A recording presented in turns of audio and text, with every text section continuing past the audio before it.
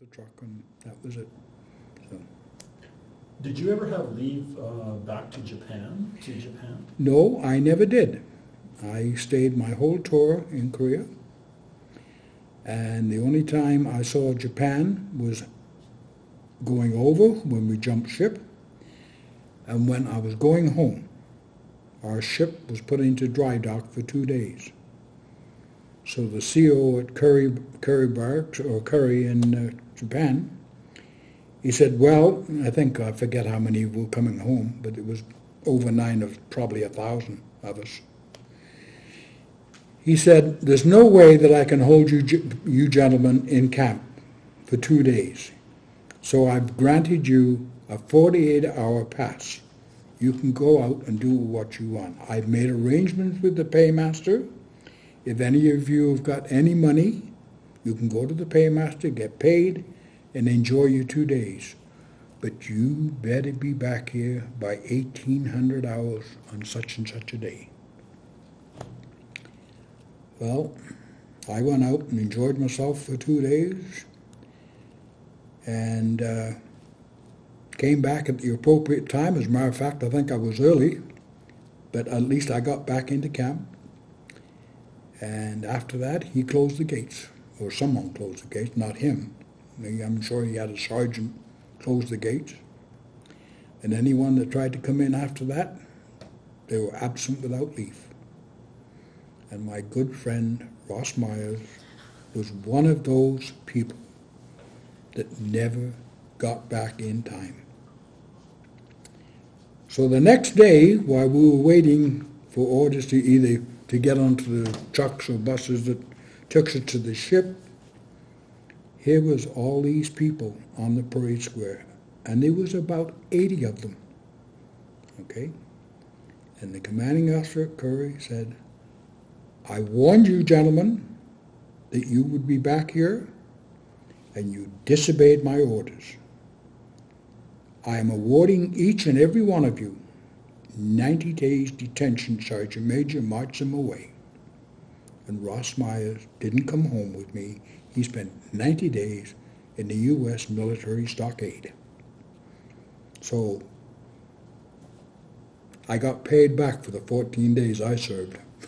And Ross and I, up until even before he passed away, we still joked about it. Yeah. I wanted to ask you, many veterans mention about the weather and the insects and the bugs and the snakes and the different problems like that. Do you recall any of the harsher living conditions? Weather in the springtime, I don't know whether I can use the word, but it was crap. It poured. You ever heard the story in the Bible, it rained for 40 days and 40 nights? Well, it did. You couldn't move a vehicle down those roads. They would slip off, because we had no pavement. It was all mud. And they would slide off the side of the road, and of course people would get injured. You couldn't even move a tank in that weather. It was just unreal. And it would just pour down. And then, of course, when the sun came out, it was humid. Oh, Korea is just unreal for humidity, even back then. Even today it is too, if you get close to the ocean. But it's just unreal. As far as insects go, the only insects that we know is the insects that cause the hemorrhagic fever. And they were a mite that, I don't know, the people are saying today that it came off the mice. We didn't see that many mice in Korea. Rats, we seen thousands of them. Thousands of them. The men who lived in the slit trenches, they would go to sleep at night and the rats would be walking all over them. Okay? And we seen rats, I say I used to shoot tin cans with my pistol. Well, if I saw a rat, I'd bring out the .45 and I'd shoot the rat. But there was lots of them. And you just couldn't get rid of them. It didn't matter. There was no point in putting poison out because there were so many of them. There's thousands of them. And as you found out from Medicine Hat when they invaded Alberta, they produced pretty quickly. So, but that was the only license.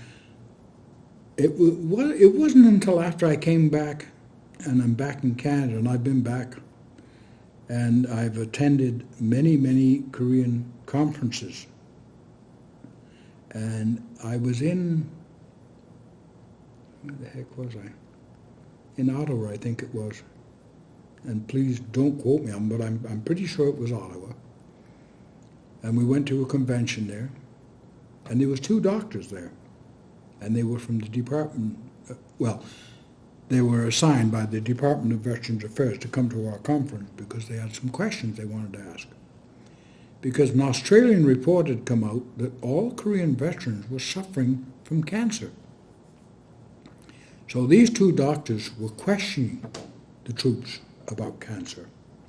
And some fellow stood up and says, yeah, I've been diagnosed with cancer, or this guy's been diagnosed with cancer. So after a long speech from the 2 doctors, they said, I just wish we would talk to somebody that was in the medical corps, and maybe they could throw some light on why these people were getting cancer. He said, we've heard that some of the troops used to say that they got sprayed with DDT. And I stood up and I said, yeah, I can verify that. I said, I'm one of the guys that sprayed them with DDT. They said, can we see you after the meeting? I said, yeah. 3 hours interview. They questioned every aspect of what I did in Korea and why did I spray the troops. Because when you were up in the front lines, once in a while, if you were lucky, they would send you down, what we call down, away from the front line, and you would go through a bath unit, and you'd have a shower, get fresh clothing, okay? And we used to spray them after they went into the showers. Then we would spray them with DDT, every one of them. And we used to spray hundreds. It wasn't just me. As a delousing kind of a thing. Delousing, yeah, that's what we were doing. And we used to burn some of their clothing. Okay. So these 2 doctors were very interested in what I had to say. And to make a long story short, it is now the Department of Veterans Affairs have decided that yes, the Korean veteran was suffering, or those who have been diagnosed with cancer, and what the Department of Veterans Affairs is doing now is paying them out. In other words, they're not getting a pension, they're getting a cash settlement. Whatever type of cancer you had, there's a certain amount of money that you would get. And I've got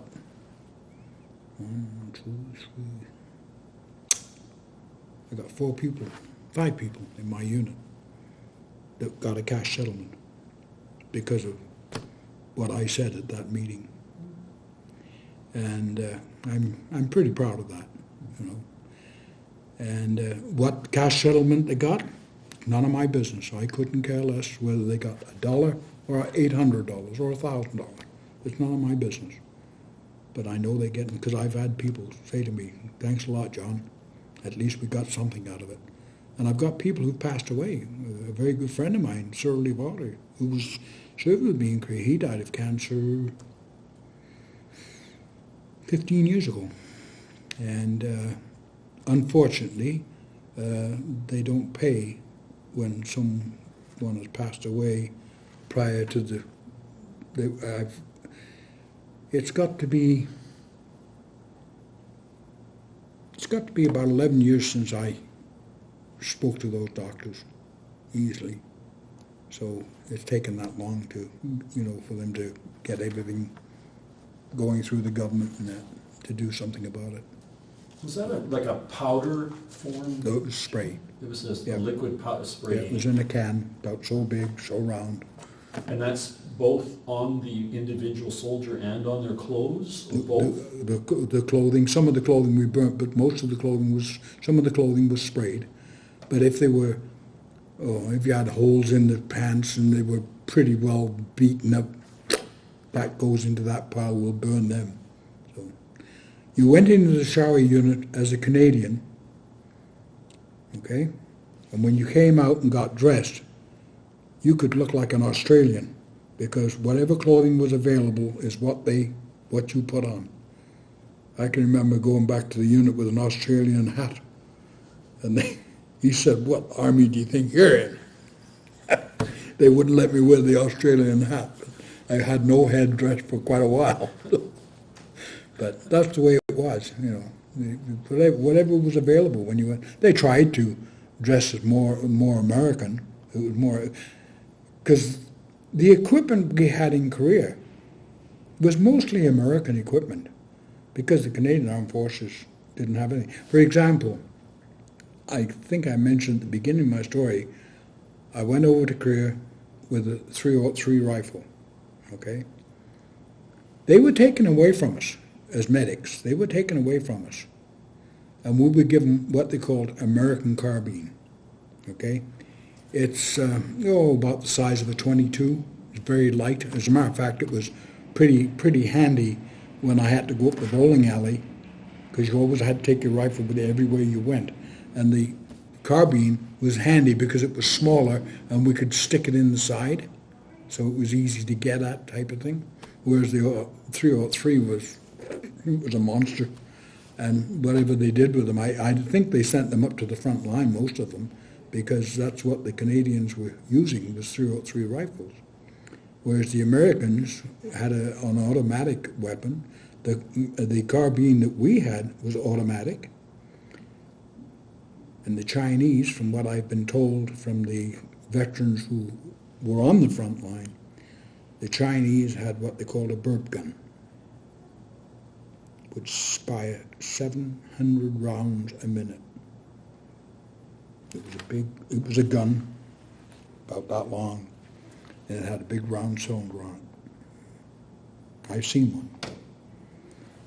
And 700 rounds a minute is what the Canadians were fighting against. Did you ever see any evidence of chemical warfare? No, not.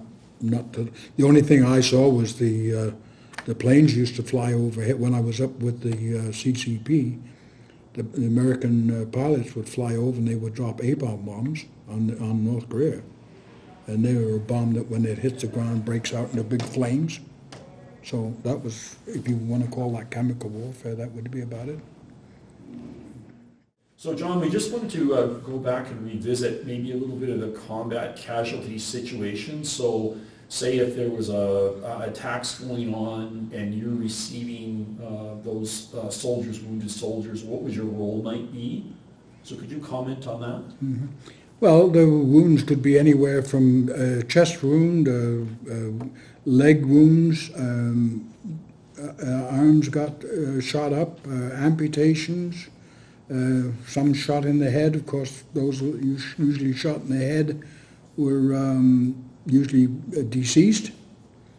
And but what happened was there was always a doctor that saw those patients before we ever did. Okay, at the casualty clearing station, or not at the regimental aid post. Okay, there was a doctor there and there was a medic there. So normally those patients would go to the regimental aid post. They would be diagnosed with their wounds, whatever. Okay, ship that one down through the chain. Okay, so it would come down to us first, which is the CCP. Now Captain Gallopy, who was in charge, would look at the wounds and declare how serious they were. Okay? This patient could be transported by ambulance.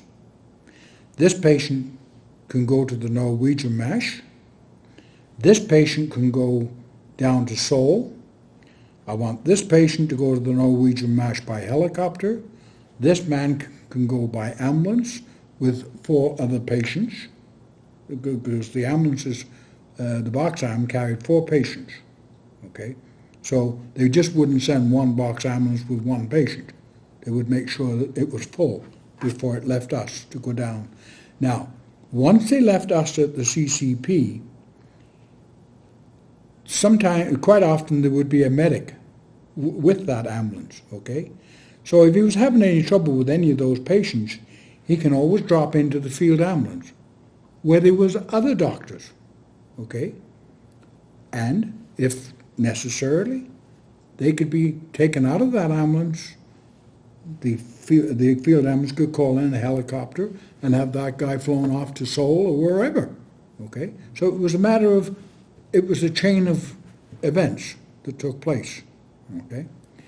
I myself had a few occasions to fly by helicopter to the Norwegian mesh, because I would have to hold on to, because we only had, sometimes it was only one patient. The pilot didn't like taking one patient, but they did, okay? But sometimes that patient might weigh, and I'm exaggerating, might weigh 200 pounds. So if you've ever seen those helicopters, they're very, very flimsy, okay? And if you get too much weight on one side, he's like this flying through the air. So you would ask someone to go along with him to balance the helicopter out, okay? So I had a few trips to the Norwegian mesh, and I couldn't believe the way those guys were top of the line as far as I've met on my trips back to Korea. I've met people that actually worked in the Norwegian mesh, and they were unbelievable. They were a pretty top unit. They had nurses and you name it. But like I said, getting back, it was a chain of command. They went through the system. Once they got down to the field ambulance, again, like I said, they could be broken off, or, well, we can keep them here. Because they had a small hospital tent. If the wound wasn't that serious and could be treated within 7 or 8 days, we'll keep him here. But if it was something more serious, then he could go down to Seoul. And Seoul had a hospital there. So again, he might spend 14 days in Seoul. Or Seoul might say, no, this fellow's got to go to Japan. So off he would go to Japan. From Japan, normally, after Japan, it was home go. Okay? You never went from the field ambulance directly to Canada. Or you never went from Seoul directly to Canada. It was always over to Japan first. And then from Japan, home go. Whether they sent you by plane or whether they sent you by boat was their decision. Okay? Some fellows flew over to Korea. And I couldn't believe it. I said, how come you got damn lucky? You know? Because when they told me I'm going home, I was glad to be going home. But I thought, oh, geez, another trip on that boat. I got to Seattle. I kissed the ground again, I'm telling you. Was it as bad going home? I'm not a sailor. Was it as bad going home? Oh, it was just like any other boat trip, I guess. Like I said, I'm not a sailor. And yet I've been on cruises ever since I left Korea, so I've learned the secret now. Wear these bands that you can put on your wrist and you don't get seasick. Or they've got a patch you can put behind your ear. And my wife and I went on a cruise, and boy, we had a ball. So I've learned the secret. So do you have any reactions, or you're going to get home now, you're going to get to Seattle, and then from Seattle, where do you go, and what are the reactions of the people when they encounter Well, when we you? got to Seattle, we were put on buses and went through customs. That was a funny part too. We went through customs, and when we got to customs, the customs officer came on board, and he was the only one that can honestly say, welcomed us back to Canada. Welcome back, gentlemen. I understand you guys are back from Korea. Yep. Has anybody got anything to declare? And he's walking up and down the bus. Has anybody got anything to declare? And of course, nobody's moving. Some of us have got stuff that he doesn't want to know about, but that's beside the point. Anyway, he went to the front of the bus, and he said, okay, gentlemen, last time, has anybody got anything to declare? Well, this lieutenant went to stand up. And I can't remember if it was a sergeant or who in the hell he was, but he grabbed the lieutenant by shoot at him. Okay, gentlemen, have a nice trip, and off the bus he goes. So the bus, where we go. And the lieutenant says, and what seems to be your problem? You said, I was just going to tell him I've got jelly beans in my kit bag or something. He says, yeah? He said, well, I've got 2 pistols and a submachine gun. And I don't know exactly what he had, but he didn't want to be checked out, okay? He had something in those kit bags. So now we go from Seattle to Vancouver, and we went into the railway station in Vancouver. And, of course, we're checked out there, too. The police and military police and everybody were there. And some of the people, they wanted us to dump our kit bags for whatever reason. They were looking for something. And he said, where's your kit bag? I said, they took it away from me in Korea. He said, well, where's your equipment? All you've got is an aluminum suitcase, and I had a sling bag over my shoulder. He says, where's the rest of your stuff? I said, they took it off me in Korea. He said, why did they take it off you? Because I'm getting out of this army. I've had enough. I'm done. Well, I suppose I can tell you now, my kit bag is in the bottom of the ocean. I threw it overboard. I was going to get out of the army. I really was. So, we were given 2 months leave with pay, and you're not released from the army until your leave is done. So, okay, now what am I going to do? At that time, the General Hospital in Regina was hiring people. I thought, well, geez, with my background in Korea and the whole ball of wax, I'd be an asset to the hospital. So I went and had my interview, which was very, very short. Oh, you're hired, just like that. So I think I'd already done a month's holidays, and I was getting pretty tired of just doing nothing. Okay. So I reported for work. And as soon as I got on my, what they call a white uniform, I'm out on the ward, and this patient's screaming in pain. So I went to the nurse and I said, could you give me the medication for that patient, or if he gets a needle or something, give it to me. I said, and I'll take care of it. She said, excuse me?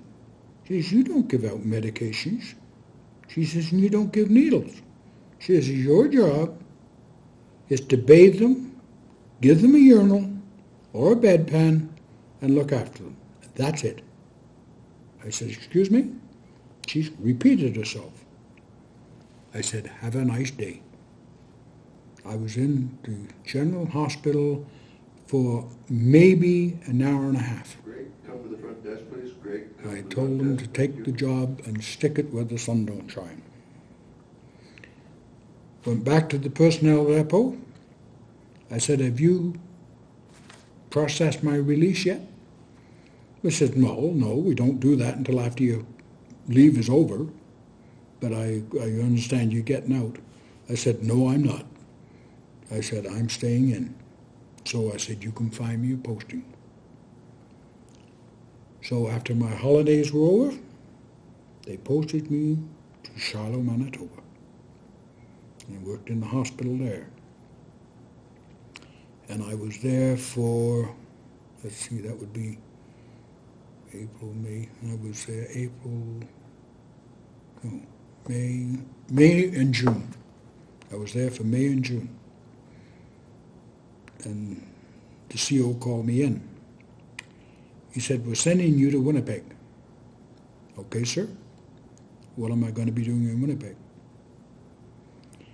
He says, you and Nursing Sister Green are going to be under civilian authority.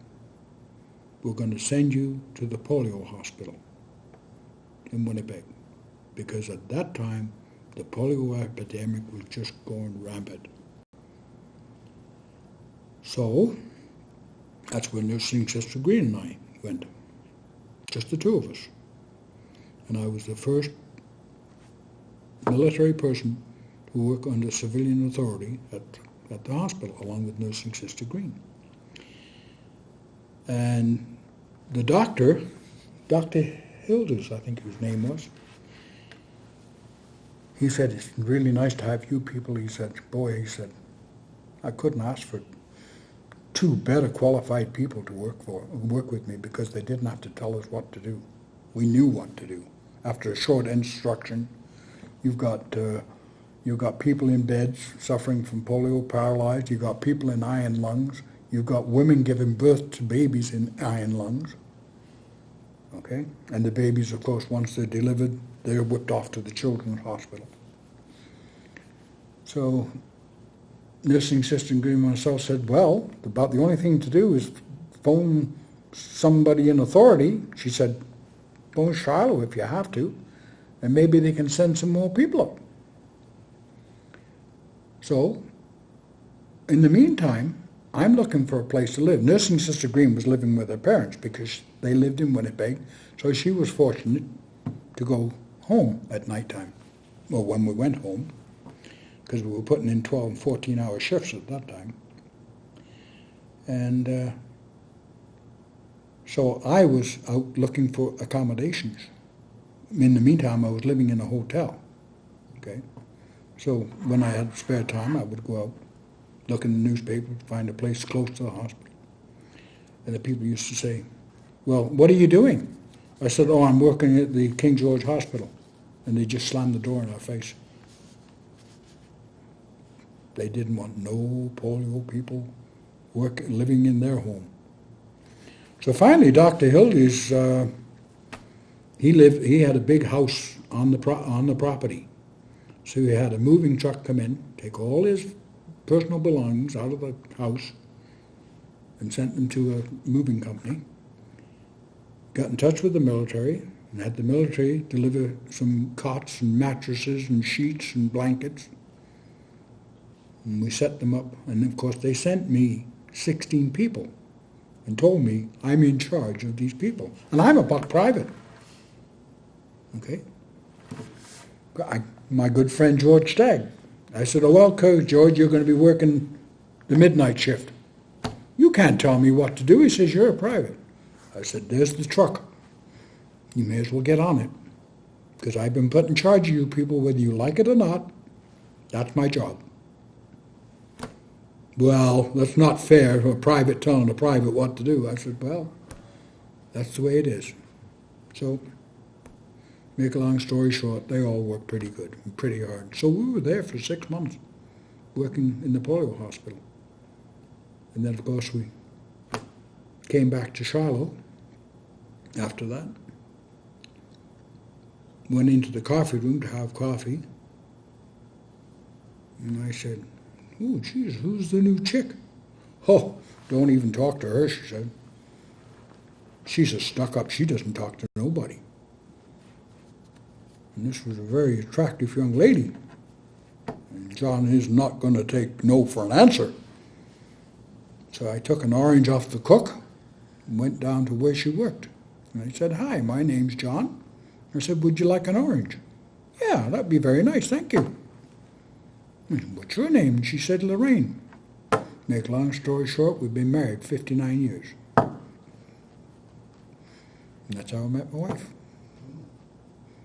So, and then, of course, we traveled. We were posted to Camp Borden, to the medical course school. By then, I'd been promoted. What was the highest rank? Pardon? What was your highest rank? Master Corporal. But any medic who gets posted to the medical course school hates it with a passion. How so? Well, it's spit and polish. You got to be on parade every day. You blah blah blah. Well, as fortunate enough, I was put on the instructing staff. So I was instructing students, and my favorite subject was anatomy and physiology. That was the subject I taught. And at that time, that was the first time that the Canadian Armed Forces has accepted women into the armed forces. And that was around about I have to guess, it'd be around about 1962, 63. That was the first time women had ever been in the armed forces. And most of the people that were in the armed forces as women at that time were in the medical corps or the dental corps. They were not in the infantry. Okay? So I taught a class of 30 women for, what the heck was it, 8, 9 weeks. It was unreal. And then I got posted to the Royal Military College, looked after the cadets there for a while. I also looked after his football team when they got injured. And I can remember the major in charge of the football team. His name was Danny McLeod. And Danny said, when one of the fellows got injured, his shoulder went out. And he said, oh, we're going to have to send him to the hospital. I said, well, give me a minute. And I said, I'll set his shoulder.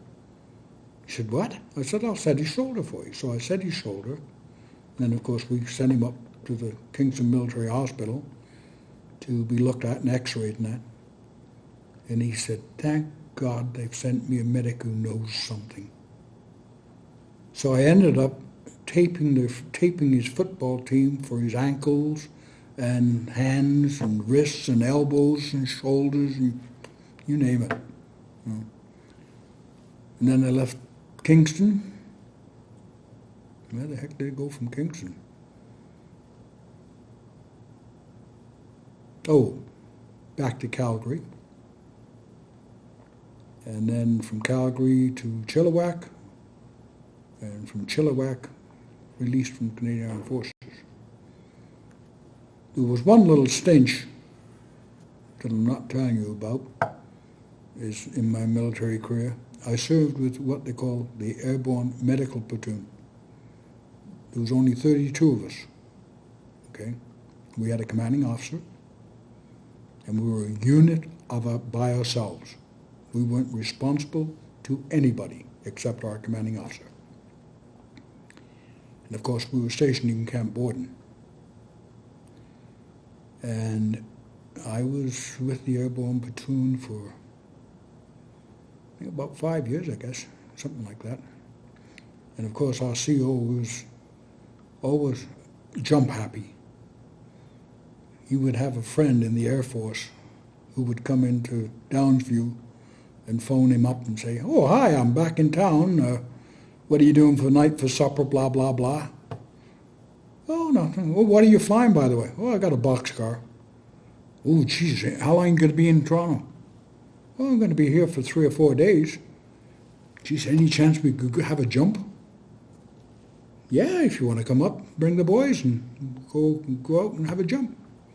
So he, like I said, he was always jump, jump, jump. Gee. You know about what year that might have been they would have had that platoon? That would have been around about 1960 to 1964, somewhere in there. I've got my records at home, but I'm guessing right now but I thought I'd mention about the fact that I was, and we only went out on jumps when the battalions went out on jumps. The RCRs had a jump, Airborne Platoon went with them. Van Duys had a jump, the Airborne Platoon went with them. Like I said, RCO was jump happy, but they had to have medical coverage too, and we were the only people that could give them that medical coverage because we were also jumpers ourselves. So that's what we did.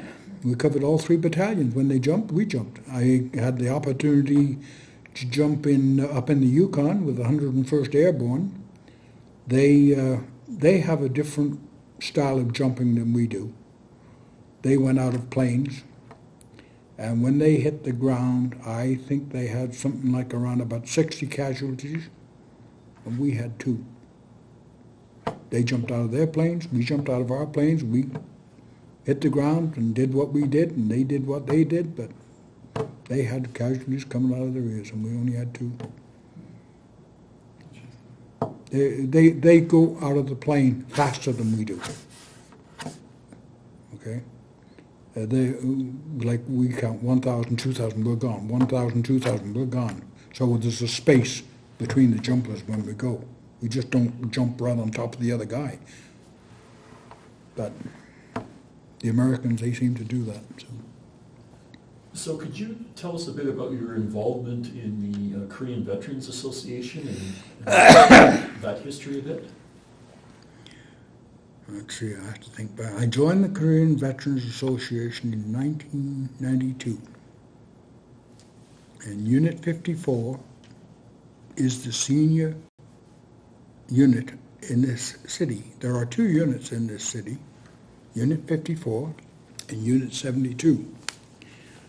But we started out with 120 veterans.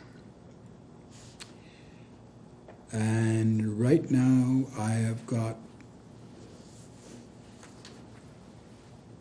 there's 40 of us left.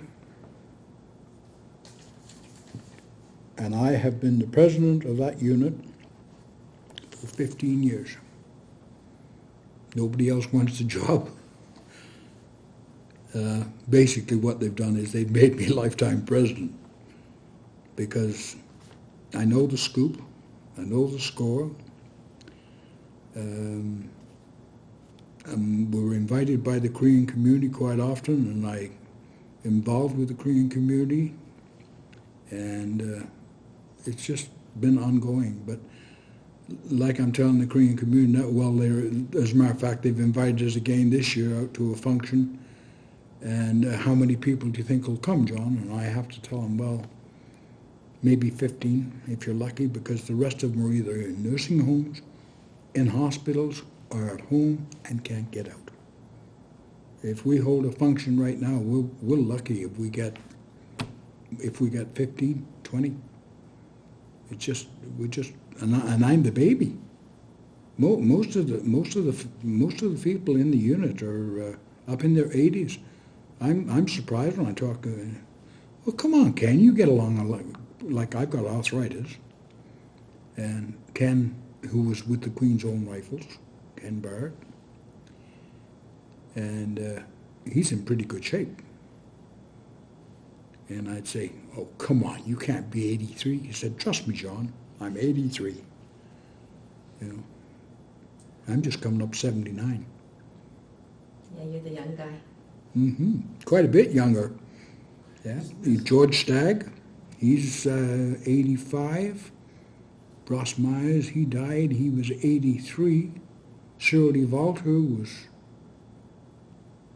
was 75, but he's been gone for 15, 20 years. So everybody was. I've only found one other person, and I cannot think of his name. But he lives in Saskatoon. He has been awarded the Canadian Citation, Governor General's Award. And I can't think of his name offhand, but he is about 15 days younger than me. You think his birthday is in around about March or March sometime, and mine's mid-April. There's about 15 days difference. And he's the only other person that I've run across so far. Is there particular mandates or purpose or roles that the Veterans Association, like you're trying to work on now, like projects or things like that you're trying to help veterans or help recognition of the Korean War or anything like that? Well, finally, the government has decided that it was a Korean War. Finally. As opposed to a police action. Police action, yeah. I don't know how many. I was on in 1998. I was given the privilege of going back to Korea for the first time by the Department of Veterans Affairs. And we all ended up in Vancouver. They had a church service in the church. And I remember the padre standing saying, I welcome you gentlemen, and I hope that you enjoy your trip back to Korea. I know that some of you served over in Korea in police action. And I stood up and I said, excuse me, sir, war, if you don't mind. And I got a round of applause in the church. It didn't go, it went over like a lead bomb, if you want to know the truth. But the veterans that were around me, it's about time somebody said something, you know. And we were getting sick and tired of listening to that word, police action, police action. The ribbon we got from the Department of Veterans Affairs, who was the government at that time, the Liberals, I think. Please don't quote me on that. But we got our citation in the mail. Kellogg's cornflakes box. I'm joking when I say the Kellogg's cornflakes box, but it came in the mail. It wasn't presented to us in any way, shape, or form. When we came home from Korea, there was no bands playing, no nothing. Like I said, the only person that welcomed us back to Canada was the customs officer. He was the first person. Other than that, nothing, absolute nothing. So, as far as fighting goes, we're pretty well done fighting because there's not too many of us left to fight. And some of the issues that we did fight for, we have won. Like I said, people are getting paid for their cancer. We now have a senator who is fighting for us very, very hard. As a matter of fact, she's just had a bill passed through the Senate and through the government. The 27th of July is now known as Korean Veterans Day. It's not a statutory holiday, but that day is now Korean Veterans. And most of your units across the country celebrate that day, including our own little unit. But this year there's something happened. I haven't got all the details yet, but the Korean community, 60 years, is you know, if I meet a Korean, what was it, 3 weeks ago, Lorraine and I went to the post office to get some stamps and mail some mail. And on the mail that I send out, I have a stamp, Korean Veterans Association, and our return address. And the guy picked it up. He looked up at me, he says, "Oh, are you a Korean veteran?" I said, "Yes, I am. As a matter of fact," I said, "I'm the president of the Unity." Came around from behind the counter in the post office and hugged me. "Yeah, thank you very, very much." He says, I certainly appreciate you. You know, I've never met the guy before. Okay? But that's what happens to us. Okay? If the Korean community right here in the city, you know, if you were to get in touch, they know me. You know. And when we go to Korea, you wouldn't believe how we're treated. The Korean government, we have to pay our own flight. Okay? And it's usually around about $1,000 return for us. When we get there, the Korean government pays 7 days hotels, 5-star hotels. Calgary doesn't have a 5-star hotel that will go anywhere near, not even what's the big hotel downtown? On 9th Avenue? Palace. The Palace? That's garbage. Because the hotels we stay in are palaces. They're beautiful. They feed us 3 squares a day. We do have to pay for our own drinks. But if there's Koreans available, they'll buy us a drink real quick. Okay? And we respond. We pay them. Or buy them a drink. They tour us in buses. Okay, they pay the whole shot. They take us down from, well, as a matter of fact, they take us from, they used to fly people from Seoul to Busan to see the cemetery where our soul comrades are buried, but now they have a train service, and they have a bullet train. And believe you me, it's a bullet train. 305 miles an hour. Just unreal.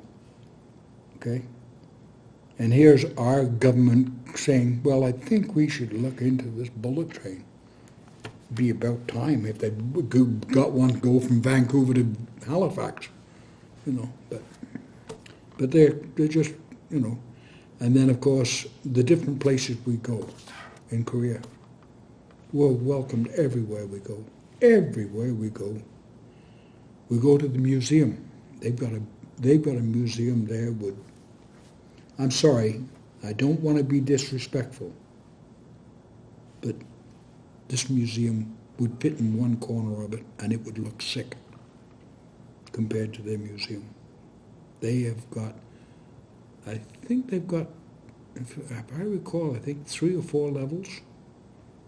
And each level is, the first level starts off with the Korean dynasty. Correct, they go back to, what was it, 1500, somewhere in there. And they've got all the dress for that period of time. And then each level, and then of course there's one level up there for the Korean War. And they have students going in there on a daily basis, whether they're from grade 1 up to university level. They've got people in there all the time.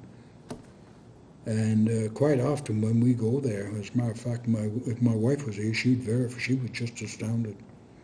We were in there this particular day, and we got up onto the floor, and all these students are gathered around this map, and they're pointing at the United States and Japan and different. And I happen to reach over and they don't know I'm there really, because they're all looking at the map and talking in Korean. And I point up and put my finger, I said, what about Canada? And they all turn around, of course, we're dressed like this. And they see the Canadian maple leaf. It spread through that museum like wildfire. So finally, after our tour, we all went and sat in the steps to the museum.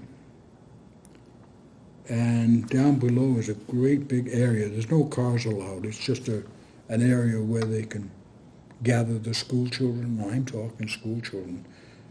There must have been 2,000 of them that day. And they're all dressed in different colors. Green, red, yellow, blue, so the teacher knows which group they belong to. They all come running up the steps. They wanted our signatures. And as soon as my wife was there, she'd verify it. Even they wanted her signature. Okay, they were so appreciative. And this is a kid 5 years old. He wasn't even born. He doesn't even know what the Korean War is about. But they've been told what the Korean War is about and who was there. And like I said, that's why we wear this little badge on our shoulders. Because they know Canada. They really do. And when we go shopping in Korea, oh, Canada, you want to buy camera? How much? For you Canadian, 200. American, 600. And that's as true as I'm sitting here. They've got 2 prices. One for the Americans, because they're stationed American. And I hate it.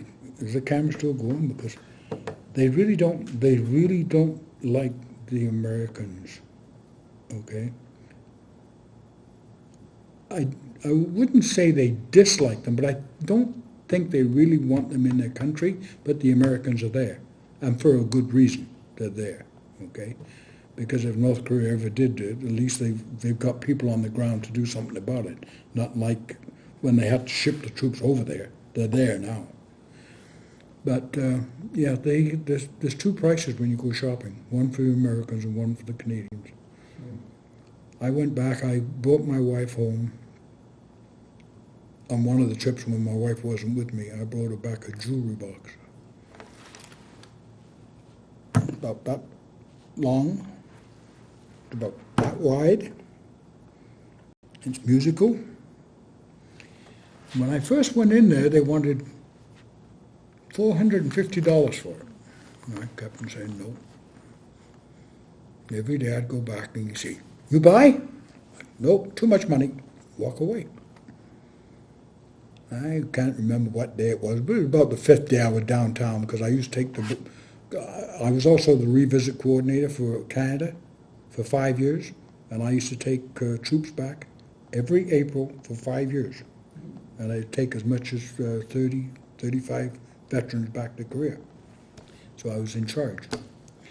And this particular day I went and he said, you buy. I said, too much money. He says, how much you pay? I said, $150. No. I said, $150. And I went to walk away and he came, okay, Canadian, $150. And sold it. And my wife still got the box today. Yeah. John, is there anything you would like to end with, and is there anything that we haven't covered but you think is important for others to know about the Korean War and Canadian service?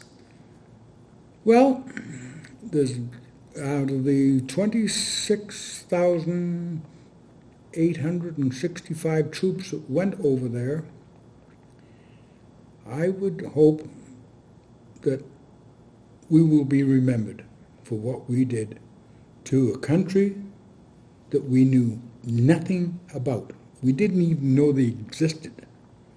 And yet we went over there, we were there for 3 years, and we did what we had to do. And it's unfortunate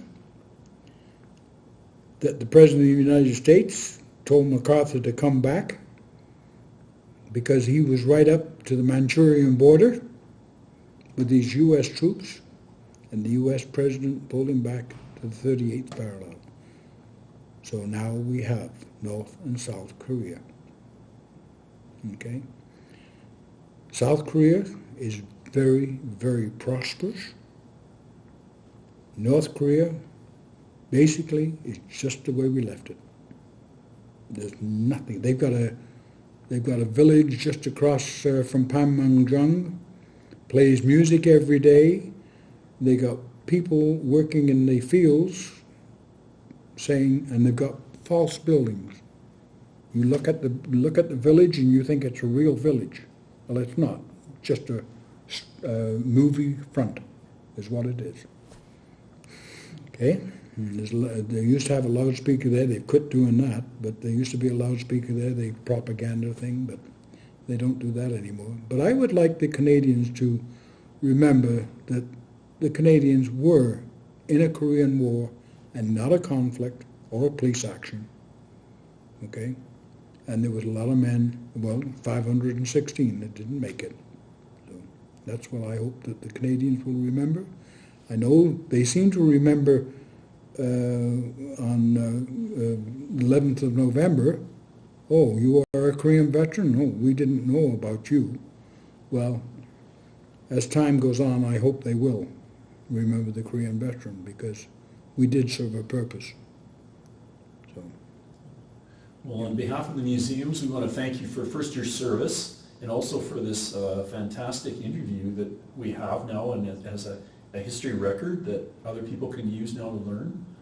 So, yeah, we wish you the best. Thank you so much. It was a pleasure and an honor. Thank you.